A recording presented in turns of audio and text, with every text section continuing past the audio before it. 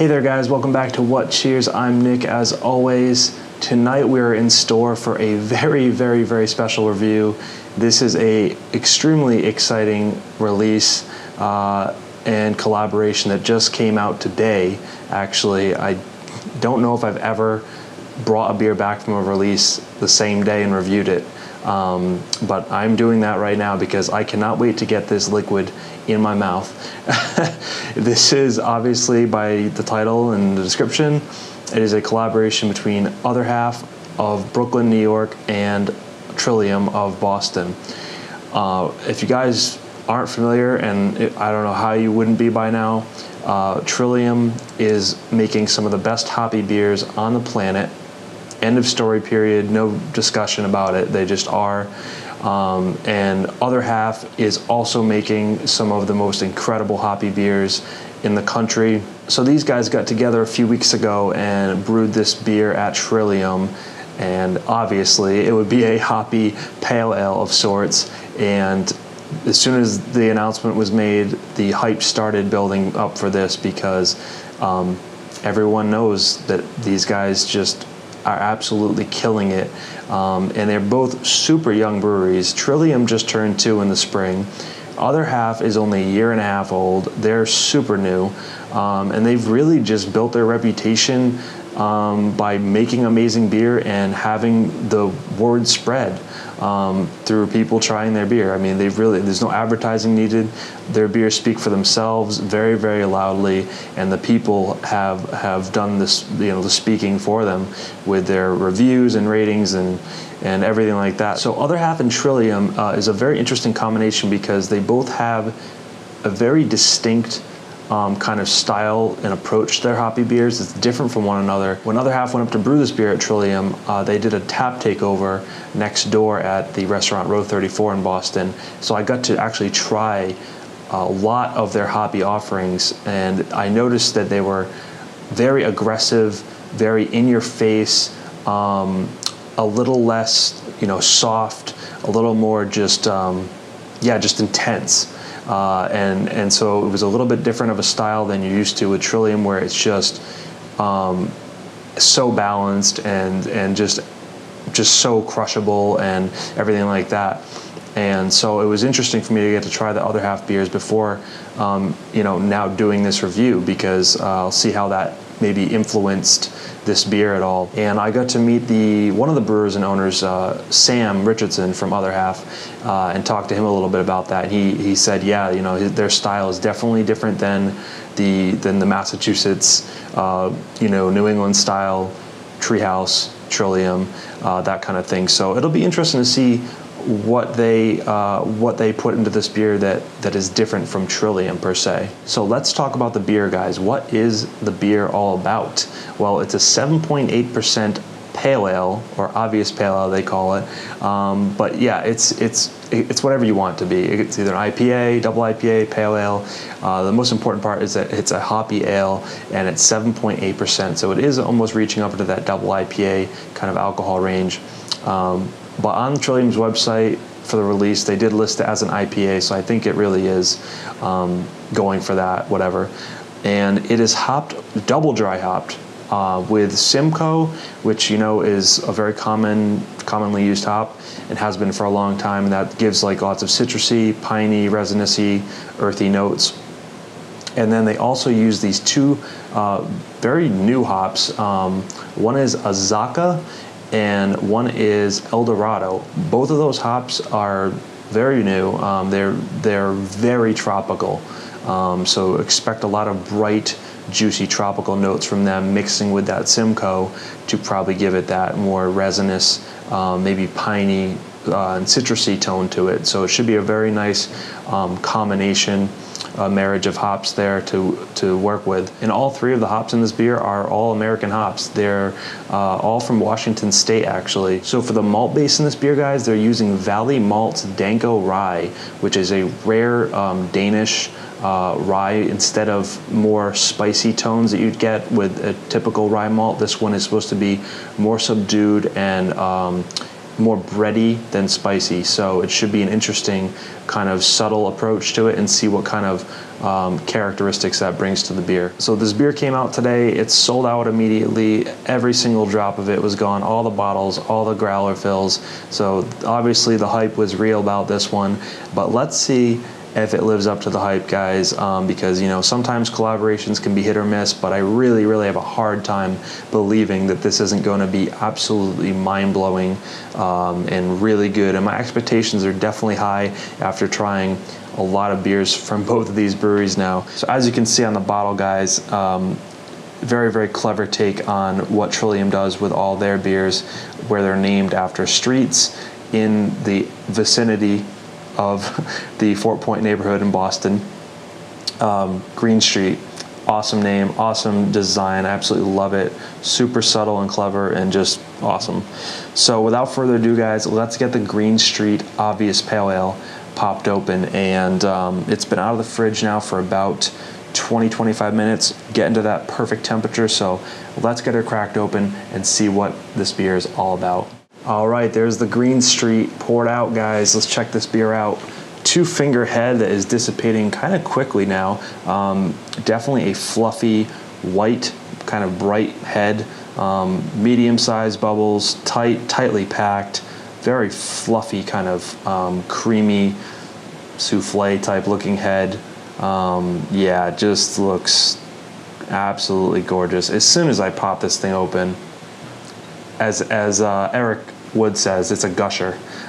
This thing is gushing with aromas already. So let's get a look at the color real quick. Super bright, just like straw yellow kind of color to it. Definitely a darker orange yellow towards the middle of the beer, but just looks totally hazy, totally opaque.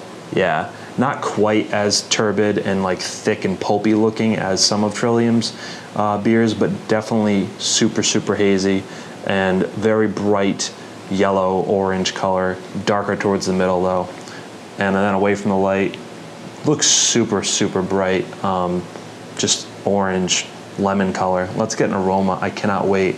And as I said, this is pretty chilled right now. It's warming up, but let's go ahead and dive in, guys. Oh, are you kidding me? Are you fucking kidding me?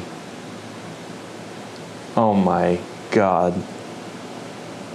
Oh. Seriously. You gotta fucking smell that. Just smell it. Just smell it.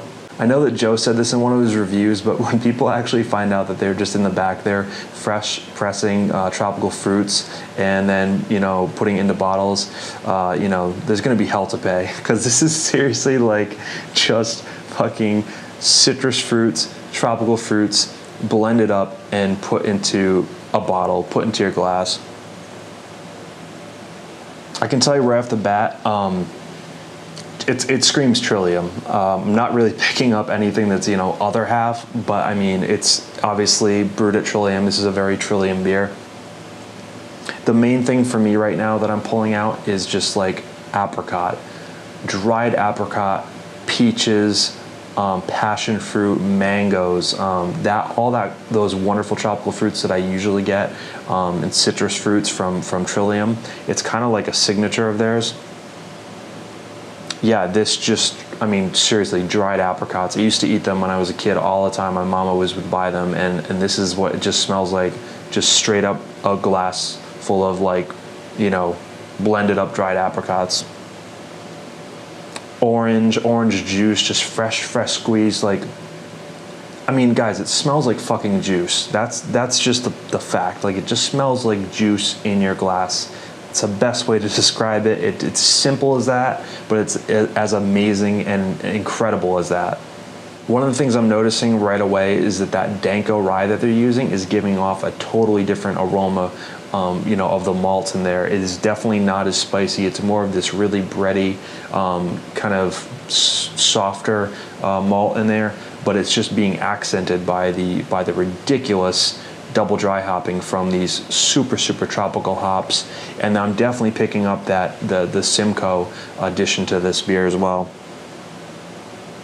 Yeah, it's got that piney resinous thing like way in the back, but mainly up front. It's just a tropical fruit juice smoothie. Like that's how it smells. It's just citrus, tropical fruit smoothie, pineapple, mango, peaches, orange, hopped to high heavens. Let's just put it that way.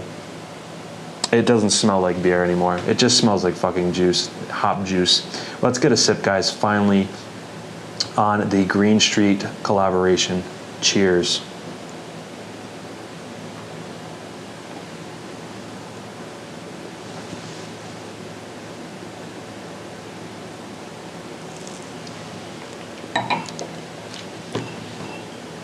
Just cut the camera. Just cut the fucking camera. Are you kidding me right now? Are you fucking kidding me right now? JC, if you're watching this, I want answers. What the hell is going on back there at Trillium? What is going on in the fucking back room at Trillium? What is happening? Oh my God. It is pure liquid bliss.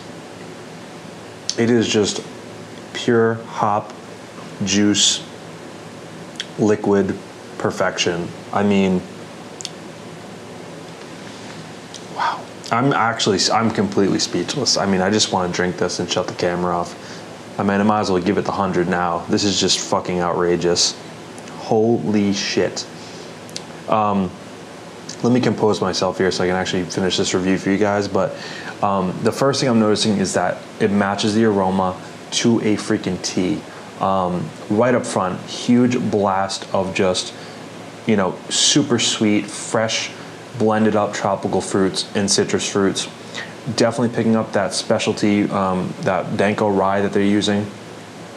It's a really, really cool sort of mixture with the Azaka and the Eldorado with that rye malt in there.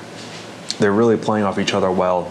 I still think it does give off somewhat of a spicy character, but that really, really works in this beer. It really tastes like, again, dried apricots, you know, fresh mango, fresh orange juice. The beer is so soft, it's so creamy. It's got that classic Trillium mouthfeel to it, where it just like, it's velvet. It just coats your mouth, coats your palate, but it's so smooth. Carbonation is just like really, really soft. The beer moves along. By the way, guys, this is 7.8%. And you're not even thinking that you're drinking a beer. Never mind smelling or tasting the alcohol. This is just beyond hidden. It's out of control. I mean, this is fresh off the line today, and there's just no alcohol in this beer. I can't find it anywhere. So juicy, so sweet. It really is just a mixture between fresh squeezed orange juice, mango, passion fruit, and a ton of apricots, dried apricots, fresh apricots, peaches, pineapple juice. Wow. The flavors in this you could just go on for days about. I'm not even kidding. It's got so much going on. The finish on this beer just coats your freaking mouth with every flavor, every bit, a drop of hop flavor that you could taste when you initially take a sip is left over on your tongue. It's outrageous what they did with this beer. Yeah, like I can taste everything that I was tasting when I first put it in my mouth.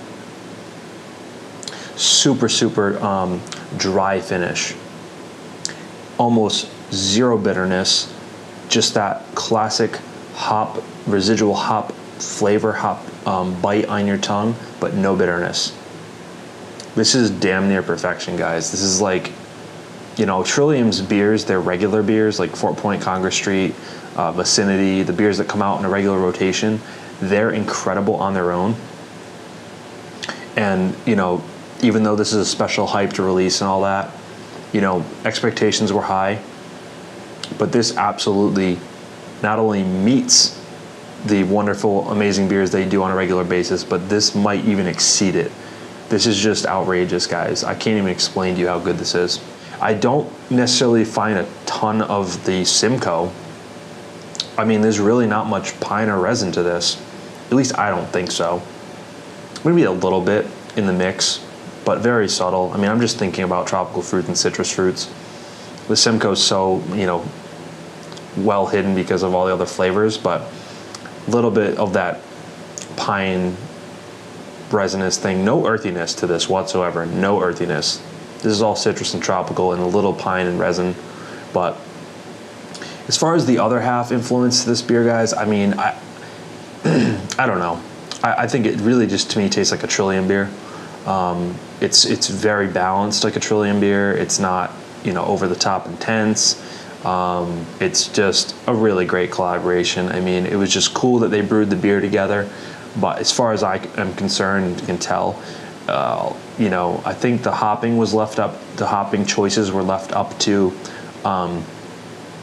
Other Half, and I love the choices they made because they're not hops that.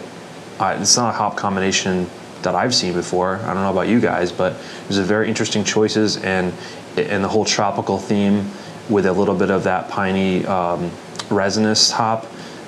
It was totally up Trillium's alley as far as representing what they do. So I think it was a really good choice. If it was indeed Other Half that chose the hops, but really amazing stuff. And man, I don't know what to say. I'm gonna go sip on this for another few minutes, and I'll come back with my final thoughts and score. But this is just, it makes me happy that there's still hope for collaborations out there, guys. And taking two breweries like this who just kill it in what they do, it was going to be hard to miss with this one. So I'll be right back with my final thoughts and score for you guys after I let this warm up a little bit more. All right, so back to the Green Street. I've been sipping on this for a little while and letting it really warm up to almost room temp now. I mean, I'll spare you guys the suspense. It's 100 plus, just flat out. This is 100 plus. This is like what makes me excited about craft beer still. This is the kind of shit that you get like amped up about. You're like, yes, people are still doing this level, and they're working at it, and they're just killing it. And for a collaboration beer that they've never brewed together before, and it's obviously a one-time thing. I mean, they just killed it. It's so perfect. And taking two breweries that are basically the best, some of the best in doing the style of hoppy beers, you really can't go wrong. I mean, they would have really had to fuck up to make this beer not be epic. And they obviously did make it epic, and it's just wonderful to see. As far as I'm concerned, Trillium, again, they're the best brewery in Massachusetts besides a Treehouse, which I think they're, to me, they're basically even, but they're completely different. And Other Half is definitely the best brewery in New York City, and then maybe even New York State. They're so new, and they've just done an amazing job in a year and a half. And yeah, I just think this beer is perfect, guys. As it's warmed up, just so you know, it's really more of the same as far as the aromas and flavors. What's really uncanny about this, aside from the fact that it just tastes like you're drinking juice still, is that now that it's warmed, every sip is more like, you really can taste as if you're biting into an apricot. Like the skin of the fruit, I can taste. Peach skin, pineapple, mango, orange, fresh squeezed orange juice. It's uncanny how these brewers get these flavors out of the hops. I don't understand it. I know it's been talked about in other reviews. I don't think anyone has quite figured out the secret, how the hell these guys are doing it. Same thing with Treehouse. I don't know how they pull those flavors out of those hops, because if everyone could do it, then everyone would be doing it, and then these breweries wouldn't be as special as they are. So absolutely world class, guys. Apricot juice, peach juice, orange juice, pineapple juice. I can keep going. I mean, whatever you want me to say, I'll say, because that's what it is. Sweetness is just on point. It just tastes like sweetness from a juice, but not artificial. Absolutely fresh squeezed juice. Perfect. Do not detect the alcohol, even as it's warm to like room temp almost 8%. No, you can't even find it. I dare you to try to find it. It's fucking stupid. Fucking stupid. I am so happy right now, by the way, if you can't tell. Like I said, these are the kind of beers that just get me excited about the future of craft and what's going on now. 2 breweries that are brand new to be able to put this together and just be like, yeah, we just did that. There you go. There, have it. And, you know, good for them. Selling it all out in one day like that, like, the hype is real. The hype is definitely real. So, guys, 100 plus for the Green Street IPA, or obvious pale ale, from Other Half and Trillium. Please do me a favor and check out these breweries' beers. If you have not already, you're doing yourself a disservice by not. Seriously, Trillium is usually on any given day, you can walk in there and get their beers, and it's no big deal. They're like one of the most accessible, and with the limits, you can get a lot of beer any day of the week, and it's just mind-blowing stuff. And Other Half, I don't really know exactly how that works down there, so somebody else can inform people on that, but they do a lot of can releases, and I believe you can get growlers, so definitely check out these breweries, guys. They're doing some of the best hoppy beers in the world. Just putting that out there, plain and simple. So let me know if you've had the Green Street IPA. I know I'm going to post this basically the day after I'm reviewing this, which is the day after release. So if you guys got your hands on it, which I know a lot of you did, let me know what you think of it, what you thought of it, if you agree with my tasting notes, disagree. I think it's a brilliant collaboration. It worked perfectly. There was nothing wrong about it. I do have to say it was definitely more of a Trillium beer than an Other Half beer, but that's totally understandable and fine because it was brewed at Trillium. So yeah, please let me know your thoughts, and definitely trade for this beer. Get this beer in your mouth immediately. Please do that for me. All right, guys, I'll see you in the next beer review. Remember to like, comment, subscribe, and I'll see you real soon. Cheers, thanks.